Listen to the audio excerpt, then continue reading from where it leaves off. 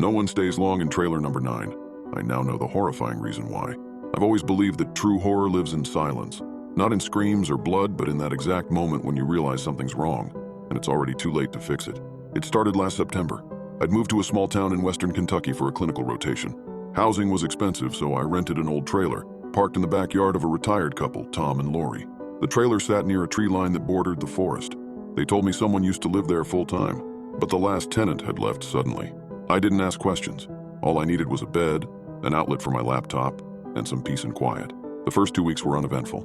The trailer creaked in the wind, the heater moaned like an old fridge, and the walls were thin enough to hear the neighbor's dog barking at night. Nothing unusual. But then, just before 3 a.m. one night, I woke up to a sound. Not at the door, on the side of the trailer. 3 soft knocks. A pause. Then again. Tap, tap, tap. I froze. My phone said 2:37 a.m. I lay there listening, heart pounding. After a minute, the knocking stopped. I told myself it was probably just a branch, maybe a raccoon. But the next night, it happened again. By the third night, I wasn't sleeping. Lights off, phone in hand, I waited. The knocking came again. 3 deliberate taps on the back wall. Not random, not wind. Deliberate. It felt personal. Like someone wasn't saying, "I'm here." They were saying, "Aren't you scared yet?" Next morning, I checked the siding. No branches nearby. Back window? Too high for any animal. And that feeling? It was growing. I casually asked Lori what happened to the last tenant. She looked away. Tom just muttered, "Oh, he didn't last long. Young guy, kept to himself, kinda like you." That stuck with me. Soon, I started noticing things. Smudged fingerprints on a window I never touched. A coffee mug moved slightly. Nothing big, just enough to make me doubt myself. I began recording short videos at night. Not for proof, for sanity. Then one night I woke to a whisper, but this time, it was coming from inside the trailer. From the bathroom. I grabbed my flashlight, slowly opened the door. Nothing. But on the mirror, written with a finger, were the words, "He's lying." That was enough. Next morning, I packed my things. Tom didn't ask why, he just nodded and said, "No one stays long." I moved a few hours away.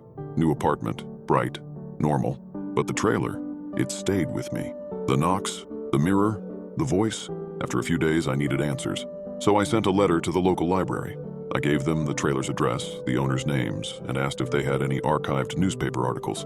A few days later, a librarian named Grace replied, "I've sent you a few articles, but I'd recommend not coming back here." Inside the envelope was a faded clipping. The headline read, "Local woman found dead behind rental trailer, foul play suspected." Her name was Leah Grayson. She had lived in the trailer before me. The cause of death? Sleeping pill overdose. But the article said she never purchased any meds herself, and neighbors said she often spoke of voices, someone calling to her at night. But what chilled me most was a small note at the bottom of the page. Years prior, the owner's daughter, Alice Lori, was diagnosed with schizoaffective disorder and had lived in the same trailer. After a relapse, she was kept under home supervision. Further details undisclosed. Alice, she might have still been there, hiding, wandering, watching. Maybe she and Leah had met. Maybe things got out of hand. Tom and Lori, they stayed silent. Maybe they thought they were protecting her. Maybe they were just afraid. I watched one of my videos again. Late night, dark frame. At 2:36 a.m., the backyard gate creaks open. A figure enters, thin, wearing a long sweater. She stands there, motionless.